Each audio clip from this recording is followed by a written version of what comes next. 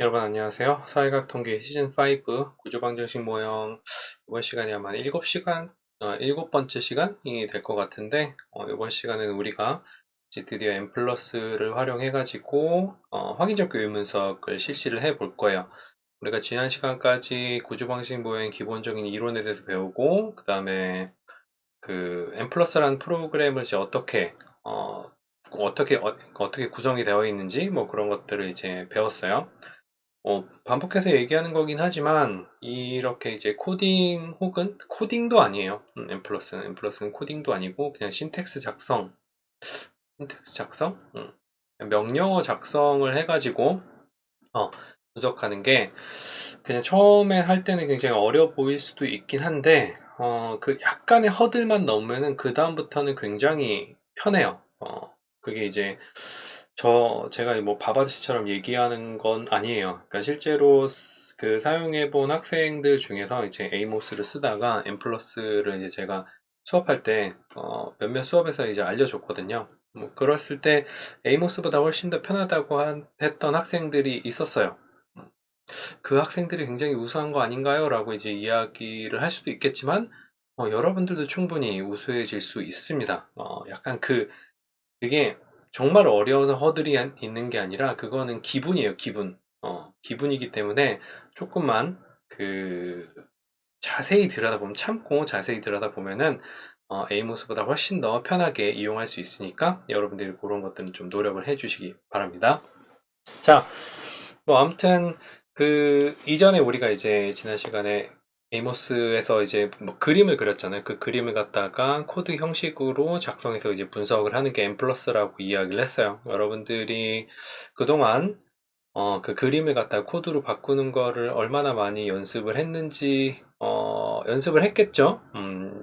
근데 그것만 바짝 연습하면 그 다음부터는 뭐 그렇게 어려운 부분은 없어요. 그거는 이제 제가 제 학위를 걸고 이제 개런티를 하는 부분입니다. 자, 그러면은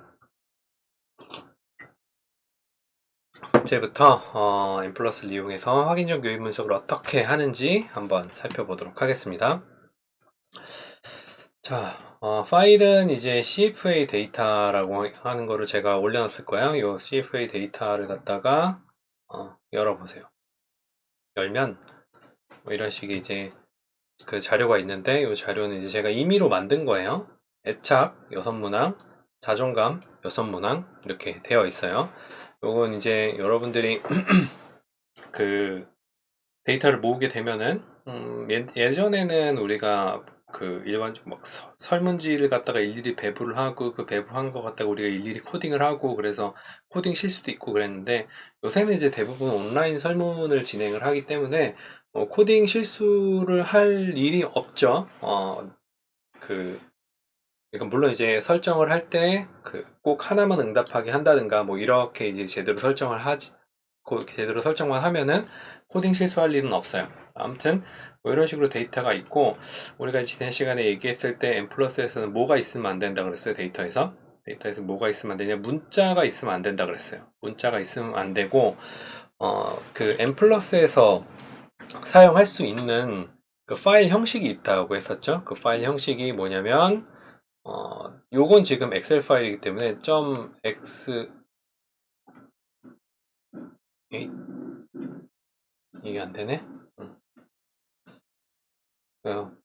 그래서 .xlsx 뭐 이런 식으로 되어 있죠. 네, 요거는 M 플러스에서는 안 돼요. 우리가 이제 M 플러스에서 사용할 수 있는 데이터는 .csv, .dat, .txt 뭐 이런 식의 이제 그 텍스트 기반 그 파일 형식만 불러드릴 수가 있어요. 그렇기 때문에 지금 여러분들이 받은 데이터는 뭘로 바꿔야 돼요? CSV나 DAT나 TXT로 이제 바꿔줘야 돼요. 네, 저는 DAT나 TXT 같은 거는 별로 익숙하지 않기 때문에 항상 CSV를 사용하거든요. 엑셀에서도 똑같이 그 스프레드시트 형태로 이제 볼 수 있기 때문에 요걸 이제 주로 사용을 합니다. 자, 그러면은 요걸 갖다가 어떻게 만드느냐? 일단 문자가 있으면 안 된다 그랬어요. 문자가 있으면 안 되니까 뭘 빼야 돼요? 얘네들은 가면 돼야 안 돼요? 얘네들은 가면 안 돼요. 얘들은 가면 안 되고, 여기서부터 이렇게 쭉 드래그를 해준 다음에 컨트롤 시프트 누르고 아래로 하면은 단축키를 이제 알려주면은 일단 드래그 선택, 그 다음에 컨트롤 플러스 시프트 플러스 그 다음에 방향키 아래로 뭐 옆으로 뭐 이런 식으로 하면 이제 다 선택이 돼요. 뭐 얘를 이제 복사를 한 다음에 복사를 해서 이것도 알려줘야 되나? 복사를 한 다음에 그 다음에 이제 새 창을 만들어요. 새 창은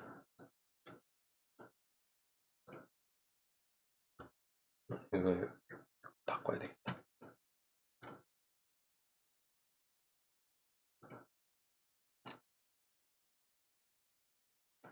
새 창은 새 창 쓰는 거는 N이에요. 컨트롤 N 누르면 이제 새 창이 떠요. 그러면은 우리가 여기서 문자열만 빼고 요 아래 있는 것들을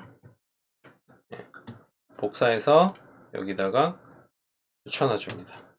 붙여놔 주면은 지금 위에서 여기서 보면은 여기 있는 변수 이름 있죠? 변수 이름 빼고 전부 다 입력이 됐을 거예요. 여기서 이제 우리가 저장을 할 때 어떻게 하냐면은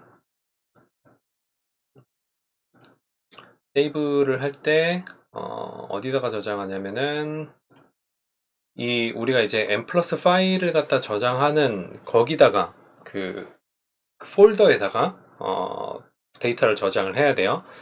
저는 이게 exercise라는 폴더 밑에 여기다 저장을 할 건데 네임은 데이터로 할게요. 쉽게 데이터로 하고 save 타입을 갖다가 정해줘야 되는데 여기 보면 CSV라고 여러분들이랑 저랑 내 얼굴이 가렸네. 여러분들이랑 저랑 요걸 좀 더 이렇게 하면은 돋보기 여기 보면은 save as type 파일 유형 한글로 했을 때는 파일 유형인가 뭔가 그렇게 있을 거예요. 그래서 엑셀 워크북이 아니라 CSV, 딜리미티드라고 되어 있는 게 있어요. 이 CSV 중에 다른 CSV도 있는데 여기 UTF-8이라고 되어 있는 거 있거든요. 얘는 이제 한글이 인식이 되는 CSV 파일이기 때문에 얘를 쓰는 게 아니라 그냥 CSV, 딜리미티드 얘를 갖다가 선택을 하고 저장을 해줍니다. 데이터라고 저장을 해주면은 이제 얘가 CSV 파일로 저장이 됐을 거예요. 지금 여기 데이터라고 저장이 되어 있죠. 자, 얘를 갖다가 우리가 이제 분석을 할 겁니다. 자, 그 다음에 이제 얘는 저장을 했으니까 빠이 지워주고 그 다음에 이제 얘는 띄워주는 게 좋아요. 잠깐 동안 띄워주는 게 좋고 이거 좀 지워야 되겠다. 거슬려. 자, 그 다음에 이제 M 플러스를 갖다가 열어봅시다. M 플러스를 열면 M 플러스를 열면 이렇게 하얀 화면이 있는데 이 하얀 화면을 여러분들이 처음 봤을 때는 이렇게 뭐 하얀 화면으로 보일지 모르겠지만 뭔가를 써긴 해야 돼요. 네, 저도 이제 처음부터 다 쓰긴 하지만 이렇게 이제 샘플을 만들어 놔요. 그러니까 CFA, 그러니까 기본 형식의 파일을 만들어 놓고 뭐만 하냐면은 어디만 바꾸면 돼요? 여기 있는 내용들만 쭉쭉쭉쭉쭉 바꿔주면은 여러분들이 이제 원하는 대로 어떤 분석 같은 것들을 할 수가 있겠죠. 잠깐 여러분들 볼 수 있도록 이렇게 이런 식으로 이제 적어 놓으면 돼요. 타이틀이라고 하는 건 이제 어떤 제목 적는 거겠죠. 데이터에다가 파일 이퀄 어떤 파일을 사용하는지에 대해서 이야기를 해주는 거고, 베리어블 같은 경우는 이 네임즈는 우리가 이제 좀 아까 우리가 CSV 파일 저장을 할 때 위에 이제 변수명은 싹 다 지우고 데이터만 집어넣었잖아요. 그러니까 여기다가 뭘 써줘야 돼요? 변수 이름을 써줘야 돼요. use variable은 우리가 사용하는 변수, 그러니까 우리가 SPSS로 따지면은 어떤 것들, 그러니까 어떤 분석에서 사용한 모든 SPSS 파일에 있는 변수를 다 분석하는 거 아니죠. 내가 필요한 변수만 빼가지고 분석을 하죠. 그 얘기고, 미싱은 이제 999로 코딩이 되어 있는 것은 전부 다 미싱으로 처리해라 라는 거예요. CFA에서는 뭐 다른 여러 가지 고급 분석에서도 define and analysis 뭐 사용하긴 하는데, 이건 그냥 빈칸으로 놔둬도 돼요. 그 다음에 여기 모델 부분에 여러분들이 그림을 그려야 되죠. 글씨로. 그 다음에 이제 아웃풋은 이제 어떤 데이터들을 어떤 아웃풋을 뽑아줄 것인가, 샘플 스태티스틱스, 스탠더다이즈드, 표준화한 거, 모드 인다이시스 같은 그 MODIN, DICS, 그 다음 가로하고 all 이라고 되어 있는 거는, 그러니까 모형을 수정을 할 때 여러분들이 그 모형 수정할 때 어떤 수치 같은 것들을 보기 위한 명령어예요. 우리가 이제 모형 수정도 한번 해 볼 거예요. 자, 이렇게 이제 있으니까, 이렇게 있죠? 이렇게 있으니까 얘를 갖다가 지우고 얘로 할게요. 자, 데이터 파일은 뭐예요? 데이터 .csv라고 적어주면 되죠. 데이터.csv. 그 다음에 여기 세미콜론을 꼭 찍어줘야 돼요. 요거를 갖다가 좀 크게 보여줄게요. 이거 파일은 데이터.csv하고 세미콜론이에요. 콜론이 아니라. 그 다음 네임즈 같은 경우에는 이제 우리가 일일이 쳐줘도 되고, att1 띄고 att2 띄고 att3 띄고 att4 띄고, 변수가 그렇게 많지 않을 때는 이런 식으로 일일이 써줘도 돼요. 일일이 써줘도 되는데 귀찮잖아요. 여러분들이 이제 문항이나 변수 같은 것들이 굉장히 많을 수가 있으니까 요거는 이제 갖다 붙여도 돼요. 그러니까 제가 요거 원래 데이터 파일 얘를 갖다가 안 끄고 있던 이유는, 얘를 이렇게 쭉 변수 이름을 이제 드래그 해요. 그다음에 복사를 한 다음에 여기다가 요 네임즈는 에다가 이제 붙여넣어줘요. 붙여넣어주면 이상하게 띄엄띄엄 띄어져 있거든요. 그럼 요게 지금 한 칸 띈 게 아니라 탭으로 이제 구분이 되어 있는 거기 때문에 예쁘게, 대서문자는 상관없어요. n 플러스는 어차피 분석하고 나면 전부 다 대문자로 처리를 해가지고 분석을 하기 때문에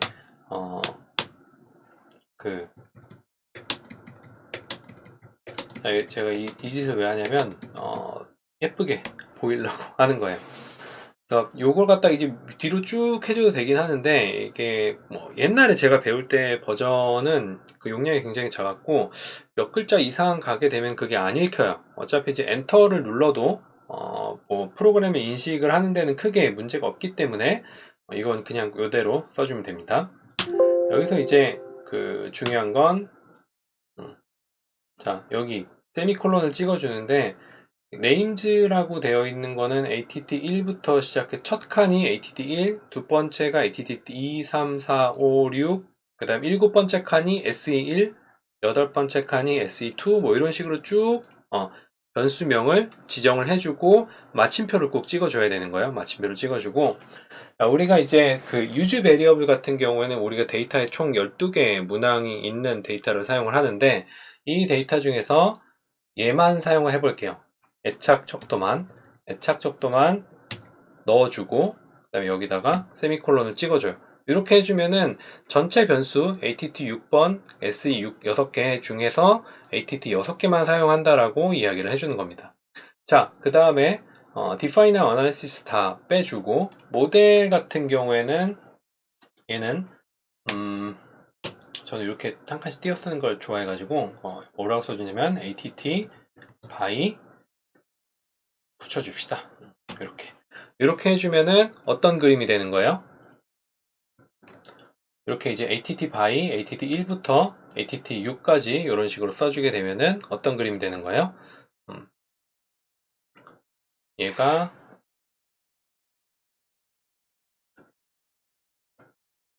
왜 그림이 안 그려지지?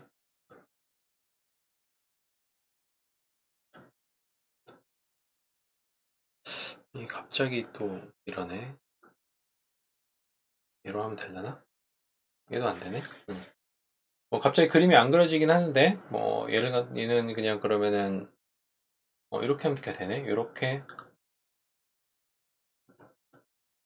att라고 되어 있는 요 그 잠재 변수가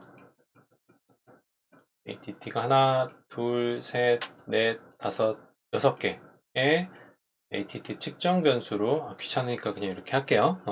이런 식으로 그려져 있는 거를 어떻게 쓴 거예요? 이렇게 한 줄로 att by att 1, 2, 3, 4, 5, 6 이런 식으로 적어 준 거예요. 쉽죠? 쉽다고 생각을 하세요. 뭐 생각보다 되게 간단해요. 우리가 조금 써줘야 된다는 귀찮은 게 있어서 그렇지. 요게 이제 이런 식으로 써주고 그 다음에 이제 뭘 눌러주냐면은 저장을 눌러줍니다. 저장을 먼저 해줘야 되는데 이 저장을 제가 지금 원래 CFA 파일이라고 이제 저장을 했기 때문에 여러분들은 창이 뜰 거예요. CFA 이걸 갖다가 CFA ATT라고 저장을 해줘요. 그러니까 이렇게 저장을 했을 때 뭐가 있어야 되는 거예요? 지금 우리가 사용하는 데이터 파일과 CFA ATT 파일이 이 exercise라고 하는 폴더 아래 다 같이 있죠. 이렇게 같이 있어야만 뭐가 되는 거예요? 여기 파일 equal data는 CSV라고 되어 있는 게 이제 먹히는 거예요. 만약에 여러분들이 이제 데이터 파일과 이 M 플러스의 이제 인풋 파일이 서로 다른 폴더에 있다라고 하면은 데이터가 이제 어디에 있는지를 갖다가 그 경로를 붙여줘야 돼요. 예를 들어 이렇게 여기 이제 탐색기 있잖아요. 윈도우 탐색기 폴더 여기 이제 여기다 주소를 클릭을 하면은 이런 식으로 되거든요. 요걸 이제 쭉 드래그해서 복사를 한 다음에 여기다가 파일 이퀄 이렇게 붙여줘야 돼요. 이게 뭐냐면 C에 use, 벌스에 뭐 도큐멘트에 시놀로지에 어디에 있는 데이터 파일로 해줘야 된다. 이게 너무 귀찮잖아요. 그러니까 항상 이런 것은 이런 편의성을 위해서 어떻게 해준다? 같은 폴더 내에 두 개의 파일이 같이 있도록 해주세요. 그러니까 뭐 그런 것들이 어떻게 보면 조금 생각해야 될 부분이고 귀찮더라도 맞춰줘야죠. 대부분 그렇게 하지 않나? SPSS 파일도 데이터 파일하고 아웃 파일이랑 뭐 같이 놓지 않아요? 자, 아무튼 뭐 이렇게 하면 이제 그 확인형 의문서 끝난 거야, 준비가. 따로 그림을 그릴 필요도 없고 또 그림을 예쁘게 만들려고 이제 마법봉을 누를 필요도 없고 그냥 몇 개만 써주면은 그냥 익숙치 않을 뿐이지. 왜냐하면 M 플러스 그러니까 에이모스 같은 경우에는 눈에 보이니까 이런 그림을 분석을 하는구나 라는 게 눈에 보이니까 그게 이제 좀 편한 건데 뭐 그러면 뭐 여기다가 하나 그려놔요. 여기다가 하나 이런 식으로 이렇게 하나 둘 셋 넷 다섯 6개 이렇게 그려놓고 코드를 작성을 하고 하면은 이제 되잖아요. 아무튼 자 그랬을 때 얘를 갖다가 얘는 잠깐 죽어 있고 분석을 그 다음에 이제 실행을 누르면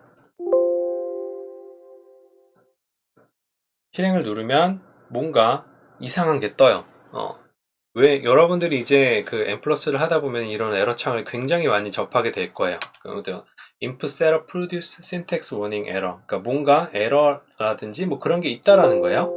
확인을 눌러보면은 아웃풋 창에 뭐가 나와 있냐면 none missing blank found data file record 뭐 어디에 field 2에 뭐 어딘가에 블랭크가 있다라는 거예요.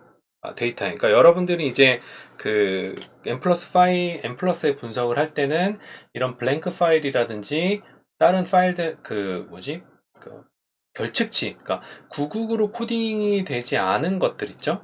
문자라든지 이런 것들을 주의를 해줘야 돼요. 자, 그래서 이제 데이터 파일을 한번 가보죠. 데이터 파일을 열어보면은 쭉 3000개나 돼가지고 뭐 여러분은 그렇게까지 없을 수도 있겠지만 지금 보면은 여기도 메롱이라고 있죠? 이게 저걸 같이 볼게요. 여긴 필드 2 여기 1번 필드 이게 2번 필드인데 2번 필드 여기에 지금 빈칸이 하나 있기 때문에 이게 이제 문제가 되는 거예요. 그럼 얘를 갖다가 999로 이제 바꿔줄게요. 미싱이니까 다시 저장을 누르고 CSV 파일을 저장을 하고, 자, 일단 다시 한번 또 돌려볼게요. 문자가 있으면 무슨 일이 벌어지나? 네, 또 뭔가 에러가 떠요. 그랬을 때 여기 메롱 어디에? 필드 3번에 메롱이라고 있대요. 자, 그래서 우리가 아까 봤던 필드 3번, 요번 3번이죠. 여기에 얘도 미싱으로 처리를 해줄게요. 자, 그렇게 미싱으로 처리를 해준 다음에 얘 지우고 얘를 한번 돌려보겠습니다.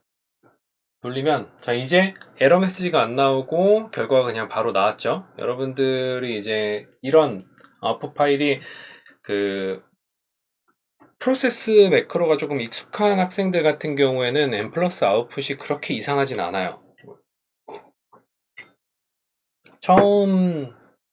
처음 봤을 때는 여러분들이 이제 보통 SPSS 다음에 프로세스 보고 그 다음에 이제 에이모스를 가거나 말거나 하는, 대부분 이제 에이모스는 요즘엔 잘 안 가는 것 같아요. 가나? 모르겠어요. 저는 맨날 학교에서 n 플러스만 가르치기 때문에 잘 모르겠는데, 아무튼 저는 이게 훨씬 더 익숙해요. 이게 쭉 요게 이제 결과예요. 영어로 되어 있는 거 분석 서머리 오브 어널리시스 그룹은 1개고, 왜냐면 우리가 그룹을 나누지 않았기 때문에 넘버 오브 observation 3188명의 데이터를 사용한 거고, 디펜던트 베리어블이 6개예요. 우리가 이제 애착 척도가 총 6개의 문항으로 되어 있다 그랬죠. 그 다음에 하나, 둘, 셋, 넷, 다섯, 6개고, 넘버 오브 컨티뉴스 레이턴트 베리어블, 그러니까 여기서 잠재 변수는 하나예요. 그러니까 잠재 변수 하나에 측정 변수 6개로 구성이 되어 있다. 뭐 이런 식으로 이제 얘기를 하는 거예요.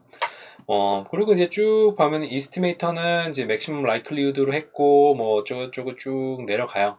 내려가고, 여기 이제 코베리언스 어쩌고저쩌고 나오고, 우리가 봐야 할 거는 코릴레이션도 나와요. 코릴레이션 나오는데 상관은 SPSS 보는 게 훨씬 더 편하죠. 그냥 넘어가세요. 넘어가시고 그 다음에 쭉쭉쭉쭉 넘어가서 이거 있죠. 또 Model Estimation Terminated Normally, 이거 여기 얘 있죠. 또 Model Estimation, 얘가 딱 뜨면은 무슨 말이냐면, 얘가 딱 뜨면은 이제 정상적으로 계산이 됐다라는 거예요. 정상적으로 계산이 된 거고, 그 다음에 이제 모델 핏 인포메이션이라고 되어 있는 부분이 있습니다. 이 모델 핏 인포메이션이라는 부분이 우리가 이제 봐야 될 부분이에요. 그래서 우리한테 익숙한 게 뭐가 있어요? 자, 여기 이제 카이 스퀘어, 그 다음에 RMSEA, 이거 좀 크게 봐야 되겠다. 자, 얘를 좀 밑으로 내릴게요. 내리고, 카이 스퀘어, RMSEA, CFI, TLI, 카이스퀘어 뭐 또 있고, SRMR, 뭐 이런 식으로 나와 있어요. 여기서 우리가 봐야 될 거는 뭐랑 뭐예요?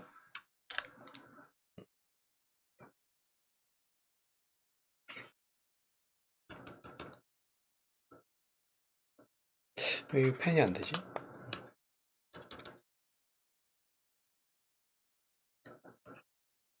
이따 봐야 되겠다. 지금 일단 좀 급하니까. 여기 카이스퀘어하고, RMSEA하고, 그 다음에 CFI, TLI하고, SRMR 이렇게 4개를 보면 되죠. 자, 근데 이제 카이에서 뭘 봐야 되냐? 카이스퀘어에서 뭘 봐야 되냐면은, 빨간 점들이 많니? 카이스퀘어에서 뭘 봐야 되냐면, 여기 이제 p-value를 봐야 되죠. p-value가 어떻게 해야 돼요? 카이스퀘어는 p-value가 0.05보다 커야 돼요. 커야 되는데, 일반적으로 카이스퀘어는 뭐에 영향을 많이 받아요? 사례수에 영향을 많이 받기 때문에, 왜냐면 우리가 사례수가 3188명 데이터를 갖고 했잖아요. 당연히 통계적으로 유의할 수밖에 없어요. 그러니까 카이스퀘어가 통계적으로 유의하다라는 것은 우리가 이상적으로 설정해놓은 어떤 이상적인 모델과 내가 갖고 온 데이터가 맞지 않는다라는 거죠. 그러니까 맞지 않는다라는 거기 때문에 이거는 이제 적합도가 좋지 않다고 볼 수 있는데, 이걸 그냥 이제 우리가 이 카이가 안 좋으니까 이 모형 적합도가 안 좋다라고 하기에는 뭐에 영향을 많이 받아요? 사례수에 영향을 많이 받기 때문에 얘는 그냥 넘어가요. 그러니까 카이 값은 그냥 보고만 해주고 넘어가고, 카이 값을 이제 언제 사용하냐? 이건 이제 모델이 여러 개 있을 때 그 네스티드된 모델을 비교를 할 때 이 카이 값을 비교를 통해서 어떤 모델이 더 좋은지를 갖다가 어떤 모델이 더 좋은지를 갖다가 결정을 해주게 됩니다. 한번 얘는 넘어갈게요. RMSA 같은 경우에는 지금 어때요? 1.0179예요. 얘가 좋으려면은 뭐보다 작아야 돼요? 1보다 작아야 돼요. 이게 실제로 나온 값이 1보다 이제 작아야 되는데 1보다 굉장히 크죠. 그럼 여기서부터 나가리예요. CFI TLI는 9보다 커야 되죠. 근데 지금 1보다 작아야 되고 커야 되는데 CFI 같은 경우는 얘를 만족해요. 근데 TLI는 이걸 만족하지 않아요. 얘도 나가리예요. 그 다음에 SRMR 같은 경우는 6인가 8인가인데 뭐 그거보다 작으니까 얘는 오케이죠. 지금 이렇게 4개의 하나 둘셋넷 5개의 그 적합도 지수 중에서 카이스캔은 빼고 그럼 나머지 4개 남죠. RMSA 안 좋고 CFI 좋고 TLI 안 좋고 SRMR 좋아요. 그럼 이제 2대2잖아요. 2대2인데 이랬을 때 이제 우리가 이거를 그냥 밀고 가냐 아니면은 이제 어떻게 하냐 고민하게 되는데 일반적으로 그 CFI나 TLI 같은 경우에는 조금 약간의 범퍼가 있긴 해요. 학계마다 조금씩 반응이 약간의 범퍼가 있긴 한데 RMSA만큼은 이거는 만족을 해야 돼요. RMSA만큼은 1보다는 작아야 돼요. 근데 이제 또 학회지마다 8을 기준으로 삼는 리뷰어들도 있어요. 그랬을 때 8이 넘어가기 때문에 8.5 나오면은 어쨌든 홍세희 교수님 논문 기준으로 보면은 1보다 작으면 괜찮다라고 하는데 다른 학자들 논문에서는 8보다 작아야 된다, 6보다 작아야 된다는 논문도 있어요. 그런 걸 이제 들먹이면서 안 된다라고 하면은 어쩔 수 없죠, 그거는. 그거에 대한 어떤 제한점을 갖다가 이제 빌어야죠. 빌어야지만 이제 학회지가 가게 되는데 일반적으로는 1보다는 작아야 돼요, 무조건. 그래서 이제 얘는 적합도가 별로 좋지 못하다라고 이야기를 할 수가 있겠죠. 자, 일단은 적합도는 별로 좋지 않기 때문에 우리가 이제 모델을 수정하는 걸로 나중에 넘어가고 그 다음 결과들을 볼게요. 모델 리설트라고 되어 있는 부분 있죠? 여기 모델 리설트. 여기 모델 리설트가 있고 스탠다다이즈드 모델 리설트가 있어요. 여기 이제 이 모델 리설트는 비표준화예요. 여기는 비표준화고 여기는 이제 표준화 값이 되겠죠.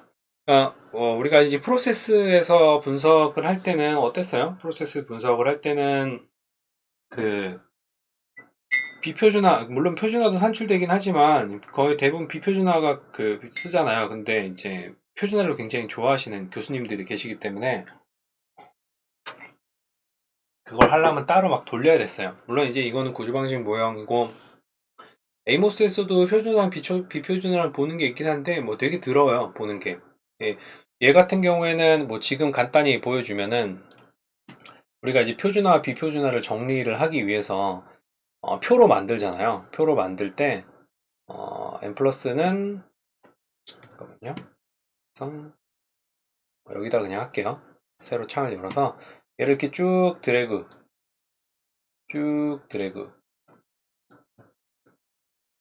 복사해서 붙여넣는데 붙여넣을 때 이렇게 이제 한 줄로 입력이 돼요. 이 한 줄로 입력이 되면은 뭐라 하면 되냐면은 요 A를 클릭을 해가지고 데이터라고 되어 있는 탭에서 이게 칸이 작아져갖고 어디 갔냐? 필터가 아니라 데이터 툴. 여기 텍스트 투 컬럼이라고 되어 있는 게 이제 한글말로 뭐라고 되어 있는지 모르겠지만 이렇게 그려져 있는 거 있죠? 요거를 선택을 하고 딜리미티드 위에 있는 거 선택하고 넥스트, 그 다음에 이제 구분자는 스페이스 선택을 한 다음에 종료를 하면 이렇게 딱 예쁘게 칸으로 만들어져요. 그러면은 그 다음에 이제 얘를 갖다가 표준화를 여기다가 이제 붙여주면 한번 이렇게 스페이스로 구분하는 걸 설정을 해주면 엑셀에서는 그냥 돼요. 자, 그랬을 때 이제 요 위에 있는 거 이게 이제 이스티메이트가 베타예요. 요게 이제 회귀 계수예요. 회귀 계수인데 얘를 갖다가 B로 바꿔주고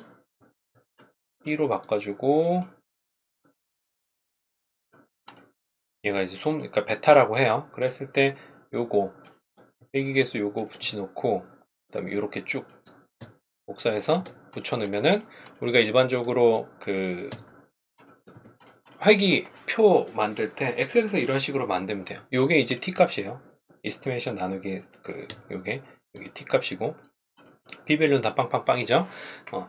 요게 이제 되게 편해요. 에이모스 같은 경우에도 뭐 있는데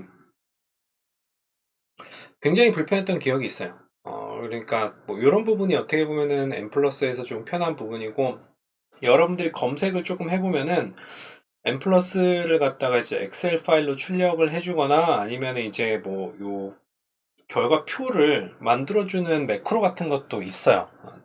잘 한번 검색을 해보시면 될 것 같아요. 아무튼 요게 이제 각 잠재 변수에서 그 측정 변수로의 그 요인 부하량이라고 이야기를 하죠. 예, 회귀 계수 요인 부하량이라고 이야기를 하죠. 자, 근데 어쨌든 이런 걸 확인을 했는데 우리가 이 앞에서 봤을 때 모형 적합도가 굉장히 좋지가 않았어요. 좋지 않았기 때문에 어디로 내려가냐면은 쭉 내려가면은 여기 이제 stdy 스탠다다이제이션이랑 std 스탠다다이제이션도 있는데 얘네들은 볼 필요 없어요. 얘네들은 볼 필요 없고 우리가 봐야 되는 거는 스탠다다이즈 stdyx 스탠다다이제이션 그다음에 모델 리설트 이거 두 개만 보면 됩니다. 그리고 쭉 내려가서 여기 보면은 모델 모디피케이션 인덱스라고 있어요. 그 중에서 이게 이제 그 수정 지수를 사용해 갖고 모델을 수정하는 방법인데 제가 잠깐 얘기했는데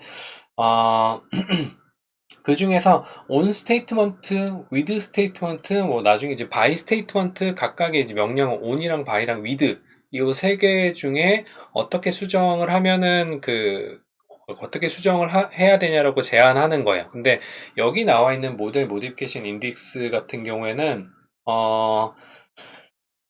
일단은 이 수정 기술을 활용해 갖고 모델을 수정하는 것은 그렇게 바람직하진 않아요. 왜냐면은 여기 나온 결과들은 어떤 이론적 배경에 의해서 산출된 결과가 아니라 단순히 통계적인 결과를 바탕으로 나온 결과이기 때문에 이 수정 지수를 사용해 가지고 모델을 수정하는 거는 일단 사회과학에서는 굉장히 금기하는 행위를 하는 거예요. 그러니까 만약에 수정을 하더라도 그거에 대한 이론적인 배경이 있어야 돼요. 있어야 되는데 문제는 우리가 여기서 이제 무언가를 연결해 주는 거에 대한 어떤 이론적 배경이 없을 확률이 굉장히 높죠. 그 다음에 이제 만약에 있어서 수정을 한다 하더라도 어떤 것만 해야 되냐면은 이 with statement만 해줘야 돼요. 그러니까 나중에 on statement라든지 by statement는 하면 안 되고 with statement 내에서 이 안에서 어떤 것들만 해줘야 되냐 그거를 이제 좀 이야기를 하자면은 이렇게 하는 게 낫겠다. 자, 지금 보면 이게 ATT라고 잠재 변수가 있고 둘, 셋, 넷, 다섯, 6개가 있어요. 이렇게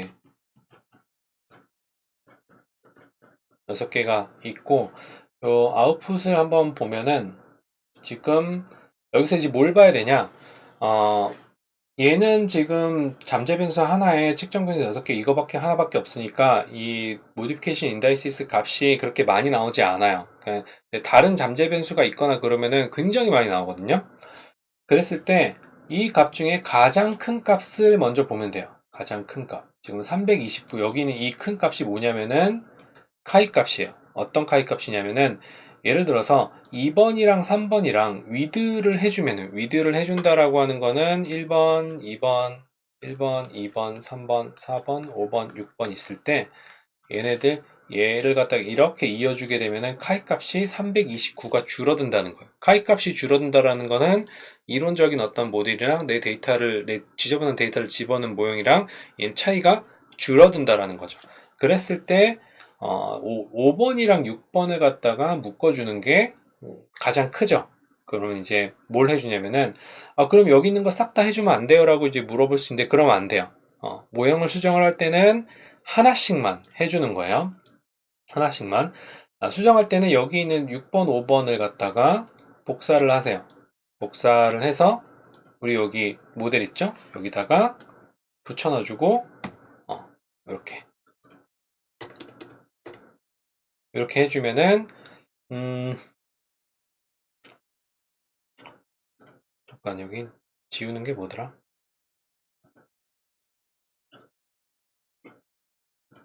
여기다, 이거구나. 지금 요렇게 ATT6 with ATT5 뭐 5 이렇게 해준 거는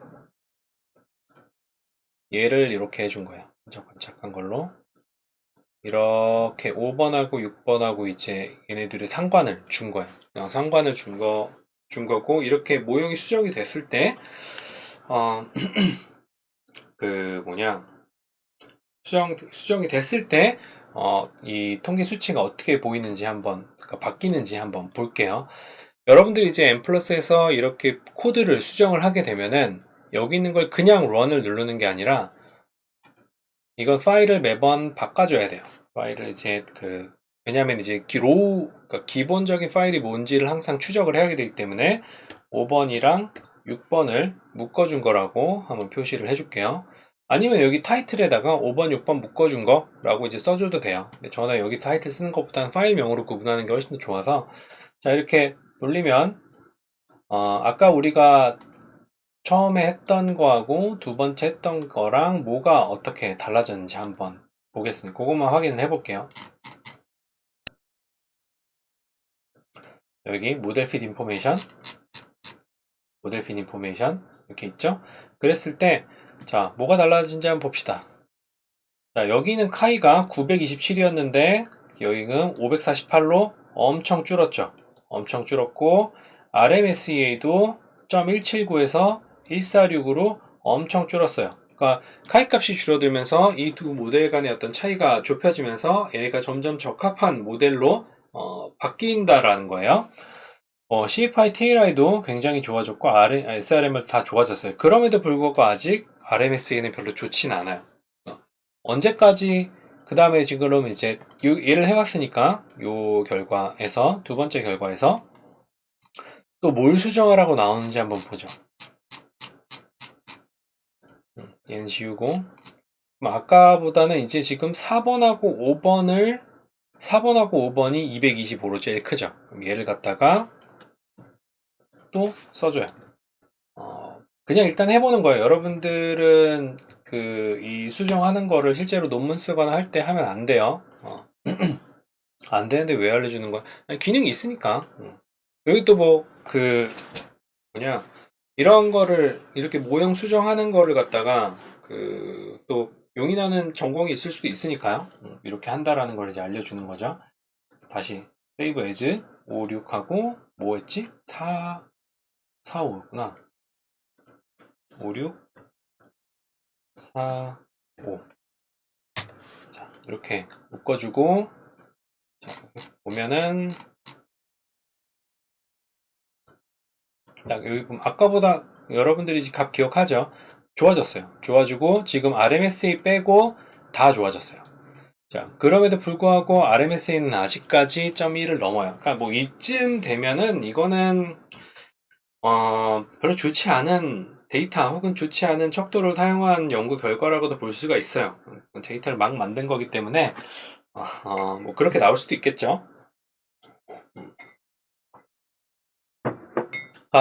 이렇게 이제 모형을 수정하는 방법이 있긴 한데, 모형 수정에 대해서 좀 길게 얘기할 수도 있긴 한데, 그냥 간단하게 이야기를 하면은 아까 얘기했던 것처럼 모형 수정에는 어떤 이론적 근거가 있어야 돼. 왜 이론적 근거가 있어야 되냐면은, 구조방정식 모형에서 이 선 하나는 이론적 배경이에요.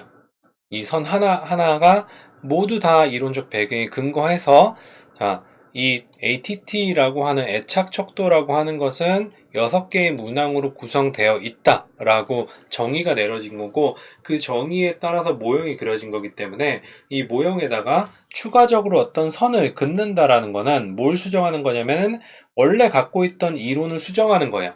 근데 만약에 여러분들이 누가 만든 이론을 수정을 한다 그랬을 때 그 수정을 할 때 이유가 있어야 돼요. 명확한 어떤 과학적인 객관적인 근거 혹은 이유가 있어야 되는데, 그 이유가 그냥 컴퓨터가 그렇게 하래요 라고 하는 거는 일단은 심리학에서, 사회과학에서는 그렇게 좋은 이유가 되지 않아요. 왜냐면 그게 이제 어떻게 보면 자꾸 얘는 자꾸 쓸데없이 대답을 해. 부를 때는 대답을 안 하고. 아무튼 뭐 얘기 다 말랐지? 얘 때문에 또 까먹었네, 얘기하려는 거. 아무튼 모형 수정이라고 하는 거는 함부로 하면 안 되고, 이걸 이제 거짓말로 하는 경우도 있긴 한데, 그거는 만약에 이제 그렇게 거짓말로 나는 이렇게 모형 수정을 했는데 안 한 것처럼 모형을 갖다가 이제 보고를 하면은 결과 부분에서 다 뽀록나게 돼 있어요. 그런 거 있잖아요. 부라치다 걸리면은 손모가지 날아가잖아요. 뭐 그런, 우리가 논문 쓰다가 뭐 손목이 날아갈 일은 없긴 하겠지만, 굉장히 큰 피를 볼 수가 있어요. 그렇게 됐을 때, 만약 그 잘못이 밝혀지게 되면은, 여러분들만 피해를 보는 게 아니라, 여러분들 지도 교수님이 더 피해를 보게 돼요. 그리고 이제, 그렇기 때문에, 안 나오면은, 나오게, 이렇게, 만들 수는 없겠지만, 나오게 만드는 방법도 있긴 한데, 뭐, 그거는 이제 여러분들이 통계를 많이 알아야 되고, 애초에 나오게 연구를 설계하는 게 가장 좋아요. 애초에 결과를 나오게 설계를 하는 게 가장 좋고, 제가 여러분들한테 논문 쓸 때 척도 굉장히 중요하다고 얘기했는데, 새로 나온 척도 같은 것들은 웬만하면 안 쓰는 게 좋아요. 여러분들 학위 논문 같은 거 쓸 때는. 왜냐면 그 새로 나온 척도 같은 경우에는 아직까지 검증이 덜 됐기 때문에, 이게 그 뭐라 그래야 되나, 아직 검증이 덜 됐기 때문에 여러분들 데이터에서는, 여러분들이 모은 데이터에서 이전 연구 결과와 동일한 결과를 산출할 확률이 굉장히 낮아져요. 예를 들어서 여러분들이 이런 거예요. 핀란드 제육덮밥이라는 게 있어요. 핀란드 제육덮밥이라는 음식점이 있는데, 가고 싶은 사람 있어요, 혹시? 이게 이제 새로 나왔단 말이에요. 검증이 되면은 가겠지만, 아직까지 뭐 리뷰도 없고 뭐 갔단 사람도 없고 그냥 가게 이름만 핀란드 제육덮밥 이렇게 있단 말이야. 응? 아니면 스칸디나비아 김치찌개 이렇게 있으면은 갈 거야 말 거야. 그게 뭔지 잘 모를 때는 안 간단 말이에요. 그런 것처럼 뭔가 새로 나온 척도들은 뭔가 이렇게 잘 안 나올 확률이 굉장히 높기 때문에, 여러분들이 연구를 할 때는, 그러니까 뭐 설문 연구할 때 이런 거 굉장히 많아. 이 척도 찾았다라고 하고 나서 이 척도 써야지. 그러고 나서 바로 쓴단 말이에요. 근데 그러지 말고, 만약에 어떤 척도를 찾았다 하더라도 그 척도로 사용한 논문이 몇 개인지를 찾아보는 게 굉장히 중요해요. 그래서 예를 들어, 그럼 몇 개나 찾아야 돼라고 또 물어봐요. 많이 찾아요. 찾을 수 있는 데까지. 안 나올 때까지 찾아요. 안 나올 때까지 찾고, 그렇게 찾았을 때, 여러분들이 찾은 연구에서 대부분 다 신뢰도랑 아니면 다른 연구 결과들이 다 좋게 나왔다라고 하면은 그 척도는 써도 돼요. 그러니까 여러 표집을 사용해서 분석을 했을 때 결과가 동일하게 탄출되는 척도기 때문에 그 척도는 굉장히 좋은 척도라고 이야기를 할 수가 있습니다. 자, 아무튼 요거는 모형 수정하기 위해서 이제 ATT가 저거 애착척도 이상하게 만든 걸 갖다 쓴 거고, 결론적으로 말하면 모형 수정을 하면 안 돼요.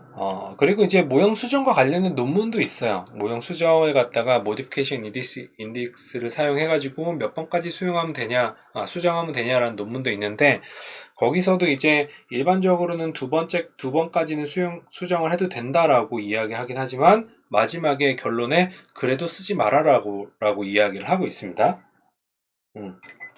그리고 이제 모형을 수정을 하게 되면은 이게 바뀌죠. 적합도가 다 바뀌어요. 이 적합도 바뀐 걸 갖다가 다 비교를 하고, 그 비교한 거를 갖다가 카이 검증을 하든, 아니면 이제 네스티드 모델이 아니라 이제 완전히 다른 모델이 돼버렸다라고 하면은 CFI, TLI 이런 것들을 비교를 하든 모형 비교를 해서 최종 모형을 선정을 한 다음에 그 다음 단계로 넘어가게 되는 거죠. 그 다음 이제 경로 분석 단계로 넘어가게 되는 거죠. 자, 일단 확인적 의문석 예습 1번은 이런 식으로 이제 마무리를 하고 예습 2번을 한번 해볼게요. 예습 2번은 이 자존감 척도를 사용할 거예요. 자, 그럼 얘를 지우고 얘를 집어넣고 얘를 집어넣고 그 다음에 얘를 갖다가 SE 여기 있는 모델의 잠재 변수 이름은 여러분들 마음대로 설정을 해줘도 돼요. 자, 이렇게 이름 바꿔주고 자존감에 대한 그 확인적 의문석을 실시를 해볼게요. 요 자존감에 대한 확인적 의문석을 실시한 이유는 다른 데 있는 게 아니라 요건 이제 두 모형을 비교를 해볼 수가 있기 때문에 확실히 비교를 해볼 수 있기 때문에 얘를 갖다가 씁니다. 자, 얘는 이제 자존감이 총 6개의 문항으로 구성이 되어 있어요. 이제 여러분들이 요런 SE by S1에서 X6까지 이렇게 딱 텍스트를 보면은 머릿속에 그려져야 돼요. SE가 하나 있고 이렇게 6개의 측정 변수가 있는 모형이다라고 하는 거를 이제 머릿속에 그릴 수가 있어야 돼요. 자, 돌리면 결과가 나옵니다. 나오는데 RMSA가 지금 뭐야? 0.3이야. 0.3이고 막 CFI, TLI 난리 났어. SRM을 난리 났어. 이게 적합도가 좋지 않으면은 뭐 밑에 거 볼 필요도 없어요. 볼 필요도 없는데 얘는 뭔가 있는 거지. 뭐가 있냐? 자, 봐요. 요걸 갖다 우리가 이제 이 모델 리절트에서 뭔가 좀 볼 수 있는데 1번, 2번, 3번하고 4번, 5번, 6번하고 뭔가 좀 비슷하지 않아요? 그쵸? 뭔가 좀 비슷해요. 1번, 2번, 3번하고 4번, 5번, 6번이 지금 뭔가 1번, 2번, 3번 같은 경우에는 그 1.0 이상 요때에 계속 왔다 갔다 하는데 4번, 5번, 6번 같은 경우에는 0.324 뭐 여기서 왔다 갔다 한단 말이에요. 근데 원래 제가 이걸 왜 했냐면은 자존감 같은 경우에는 긍정적 자존감과 부정적 자존감 두 가지 요인으로 나뉘어요. 요거를 제가 한 이유가 뭐냐면 1요인 모델과 2요인 모델 중에 어떤 것이 훨씬 더 적합하냐를 이제 보기 위해서 그림을 그려본 것, 예시를 넣어본 건데, 자, 이렇게 이제 SE가 있고, 1, 2, 3, 4, 5, 6 이렇게 있고, 또 하나는 뭐냐면은 이제 긍정적 자존감하고 부정적 자존감이 이렇게 있을 때, 하나, 둘, 셋, 하나, 둘, 셋. 요런 식으로 1요인 모델이고, 요게 이제 2요인 모델이에요. 그러니까 이 자존감이라고 하는 구성 개념이 하나의 단일 요인으로 구성이 되어 있냐, 아니면은 긍정적 자존감과 부정적 자존감 두 가지 요인으로 구성이 되어 있냐를 이제 비교를 하는 거예요. 어떤 식으로 구성을 했을 때 이 자존감을 하나의 잠재 변수로 구성했을 때 혹은 두 개의 잠재 변수로 구성했을 때 어떤 게 모델 적합도가 훨씬 더 좋냐, 이걸 이제 보기 위해서 요걸 한 겁니다. 자, 아무튼 요건 이제 SE이긴 한데 결과 나왔죠. 요걸 갖다가 어떻게 하냐면은 다시 얘를 바꿔주면 돼요. NSE by 1, 2, 3 그러니까 이거 PSE positive 몰라요. 뭐 상관없어요. 이거는 지금 제 마음대로 한 거기 때문에 여러분들이 이제 앞에 거를 NSE라고 해도 되고 뒤에 걸 PSE라고 해도 돼요. NSE by 이런 식으로. 자, 끝에다가 얘는 꼭 찍어줘야 돼요. 이 뒤에 있는 요거. 자, 그 다음에 다른 이름 저장. S인데 어떻게? 2요인 모델 2팩터라고 이제 해주고 돌려봐요. 돌리면 자, 요 두 개를 한번 비교를 해보도록 하겠습니다. 자, 모델 리저트부터 볼게요. 모델 fit information. 모델 fit information 있다. 자, 여기 보면은 그냥 딱 봐도 어때? 여기 보면 일단 카이 값이 얘는 2000대인데 얘는 200대로 내려왔어요. 그러면 지금 거의 엄청나게 좋아진 거죠. RMSA도 얘는 0.3이었는데 0.087 굉장히 좋죠. 양호해요. 양호한 그 RMSA 값으로 내려왔고 CFI, TLI도 다 9점대로 올라왔어요. 얘는 이렇게 떨어졌고, 얘는 엄청 낮은데, SRMR도 지금 보면은, 엄청 좋아졌죠. 자, 요것만 보더라도, 우리는 이제 뭐라고 이야기를 할 수가 있어요? 자존감이라고 하는 거는 1요인보다는 2요인으로 구성하는 게 훨씬 더 좋다라고 이야기를 할 수가 있겠죠. 요건 이제 모델 비교가 이런 식으로 이제 어떤 적합한 모형을 선택을 할 때 각각의 모형을 이런 식으로 비교를 해서 할 수가 있습니다. 물론 이제 이렇게 두 개로 나눠서 하고 하는 거는 여러분들이 실제로 구조방정식 모형에서 쓸 때 그렇게 나눠 보진 않아요. 이거는 예를 척도 개발 같은 데서 여러분이 척도를 개발을 했을 때 탐색형 유인분석을 했는데 아이겐밸류 끝나는 지점이 이렇게 약간 좀 애매해. 아니면 그리고 어떻게 돌릴 때마다 3요인도 나오고 4요인도 나오고 다 적합하다고 나와.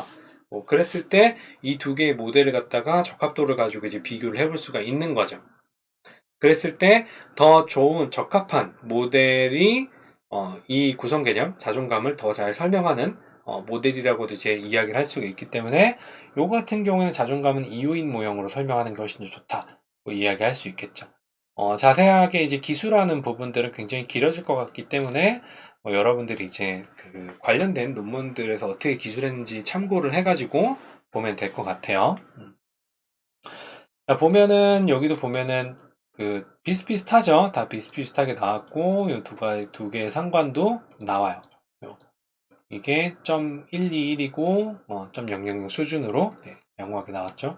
여기서 뭐 따로 모형을 수정하거나 그런 건 보진 않을 거예요. 모델 수정 보면은 지금 잠재 변수가 두 개이기 때문에 여러 가지가 나오는데 with 스테이트먼트도 보면은 여기서 보면 뭐 있어요? PSE with SE2 이렇게 돼 있죠. 요 말이 어떻게 with를 주라는 거냐면은 여기 있는 SE2가 PSE하고 지금 on으로 by로 구성이 되어 있잖아요. 그러니까 by로 구성이 되어 있는데 여기다가 이제 with를 더 집어넣으라는 거예요. 이거는 말이 안 되는 거예요. 그렇죠? 이런 거 하지 말고 어디 있는 것끼리 여기 있는 측정 변수들끼리만 with를 설정을 할 수가 있고 갑자기 또 이제 모디피케이션 인다이시 설명하게 되는데 아까 설명하다가 살짝 놓쳐서 그래요. 그리고 하나의 잠재 변수 아래에 있는 것들끼리만 with를 설정할 수가 있어요. 만약에 이제 PSE 여기 있는 거랑 여기는 이렇게 설정하면은 안 된다라는 거야. 이 안에서만 with를 그 수정지수를 사용할 수가 있는 겁니다. 그거는 여러분들 수정지수 하면서 연습을 한번 해보고 어쨌든 이게 1요인 확인적 의문석이랑 2요인 확인적 의문석 두 개를 비교를 해가지고 자존감이라고 하는 변수는 두 개의 그 잠재 변수를 구성을 하는 게 훨씬 더 적합하다라고 하는 결과가 나왔죠. 결과 기술하는 거는 여러분들이 이제 관련된 논문들을 찾아보면서 구조방정식 모형 정도 이제 관심을 가지는 학생들은 그 정도는 이제 찾아볼 수 있을 거라고 생각을 하고 프로세스 매크로 했던 것처럼 뭐 결과를 기술하는 샘플이나 이런 것들은 주진 않을 거예요. 여러분들이 알아서 해보세요. 결과 기술하는 방법도 공부를 해야 되는 거니까. 자, 뭐 이 정도로 되게 짧게 진행하려고 그랬는데 생각보다 되게 길게 됐네요.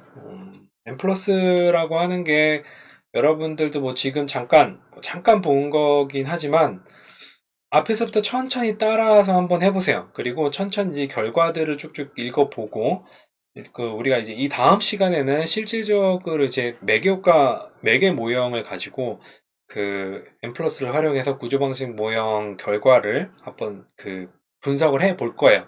그래서 처음에 확인적 요인문서, 그 다음에 이제 경로 모형, 그 다음에 간접효과 유의성 검정, 여기까지 해가지고 잠재 변수로 프로세스로 따지면 모델 4번, 그냥 한 번 이렇게 되는 거 있죠? 모델 4번하고, 그 다음에 이제 프로세스에서 할 수 없는 모델들. 여기는 이제 어쨌든 프로세스는 잠재 변수가 안 되기 때문에, 어쨌든, 여기서는 이제 잠재 변수를 하는 거기 때문에 프로세스는 당연히 안 되죠. 근데 이런 모형들 있잖아요. 글쎄. 보면 6번이라든지 뭐 이런 거는 프로세스에 있잖아요. 이런 거는 그냥 구조 방식 모형 안 하고 측정 변수를 하면 프로세스 다 돼요. 이런 거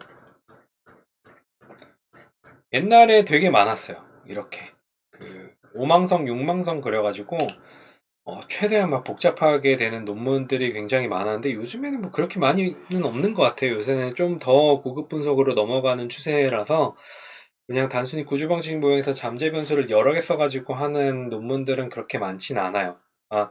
요거 일단 기본적으로 요거 하나 연습해보고 그 다음에 요거를 연습을 해볼 거예요. 뭐 요게 이제 필요한 사람들도 있을 것 같으니까 일단은 가장 쉽게 할 수 있는 게 이제 매개고 그 다음에 조절이나 이런 것도 생각보다 쉽게 가능해요. 그리고 조절은 나중에 이제 시간이 되면은 기회가 되면은 그때 가서 다시 제가 또 그 영상을 업로드 할 테니까 그건 좀 기다려주세요.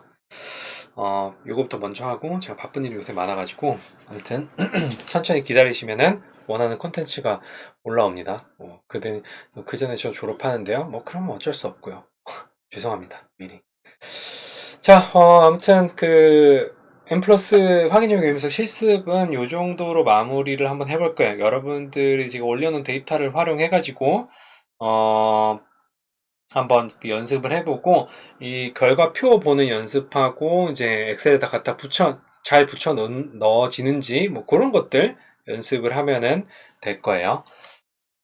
제가 아까 이제 얘기했던 것처럼 마무리로 이제 요약을 하자면은 여러분들이 M 플러스 결과에서 봐야 될 부분은 여기 모델 핏 인포메이션이라고 되어 있는 부분, 그리고 요게 이제 적합도 보는 거예요. 그 다음에 모델 리설트 부분에서 그냥 아무것도 안 적혀 있는 모델 리설트, 이거는 뭐예요? 비표준화 개수들이 나오는 거고, 스탠다다이즈드 모델 리설트 중에 STDYX 스탠다다이제이션, 요거는 일반적으로 이제 표준화된 값을 나타내는 거예요. 그러니까 뭐 잠재 변수에서 측정 변수로 해서 이제 잠재 변수에서 측정 변수로의 뭐 요인 부하량이라든지 뭐 이런 것들을 보는 거는 여기 모델 리설트하고 STDYX 스탠다다이제이션 요거만 보면 돼요. 그리고 이제 여러분들 경로 모형 가면은 여기 다 경로 개수들이 다 표시가 돼요. 그리고 다른 결과들 되게 많이 나오는데 만약에 모형을 수정한다라고 하면은 모델 모디피케이션 인다이시스 여기를 보면은 그 중에서 with 스테이트먼트 중에서 하나의 잠재 변수 안에 있는 측정 변수들끼리 묶여져 있는 것만 보면 돼요. 그것만 볼 수 있다라는 거, 그것만 기억하면은 일반적으로 확인적 요인 분석에서 결과를 보는 것들은 이렇게 요약을 할 수 있을 것 같습니다. 생각보다 긴 시간 동안 시청해 주셔서 감사하고 다음 시간에 뵙도록 하겠습니다. 수고하셨습니다.